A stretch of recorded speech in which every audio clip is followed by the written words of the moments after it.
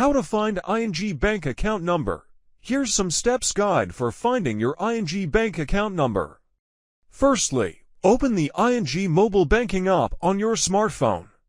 Then log in securely using your PIN, fingerprint, or Face ID.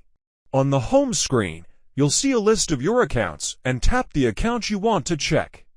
Your account number, IBAN, will be displayed at the top of the account details page. If you prefer, log into ING Internet Banking on your computer instead. Enter your username and password, then confirm login with your TAN code or card reader and click on your account from the overview. Your IBAN or account number will be shown under the account name. Alternatively, check your latest bank statement where the IBAN is printed. Look at your debit or credit card. Some ING cards have the account number printed on them. If you still can't find it, contact ING customer service and they'll provide your account number after verifying your identity. Thanks for watching.